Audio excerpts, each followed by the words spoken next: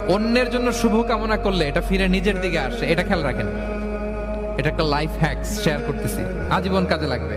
অন্যের জন্য যেটাই ভালো কামনা করবেন এটা ঘুরে আপনার দিকে আসবে। অনেকে বলে হুজুর ওর জন্য দোয়া করে আমার কি লাভ? নিজের জন্য আল্লাহ আমারে মাফ করে দাও, আল্লাহ আমারে সমৃদ্ধি দাও, আল্লাহ আমার বেতন বাড়াও, আল্লাহ আমার ব্যবসায় বরকত দাও, আল্লাহ আমার ছেলেরা হাফেজ বানাও, আল্লাহ আমার বউ, আল্লাহ আমার মেয়ে, আল্লাহ আমার আমার আমার সব আমার ভালো আপনি চাচ্ছেন নিজের জন্য, অন্যদের জন্যও চান। আল্লাহ আমার সব ভাইদেরকে মাফ করো, আল্লাহ আল্লাহ আমার গোটা মুসলিম উম্মাকে তুমি বরকত দাও, কল্যাণ দাও, নেতৃত্বে আসার তৌফিক দাও, আল্লাহ সবাইকে সুস্বাস্থ্য দাও। এটা ফিরে আপনার দিকে আসবে।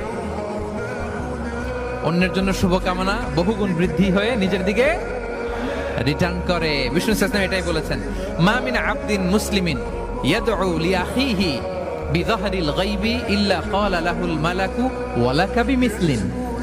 কেউ যদি তার ভাইয়ের অনুপস্থিতিতে তার ভাইয়ের জন্য দোয়া করে, ফেরেশতারা ওই দোয়াটা তার জন্য আগে আগে করে। তাহলে অন্যের জন্য শুভকামনা করলে, দোয়া করলে লাভ না লস? ধরেন আমি মোশাররফ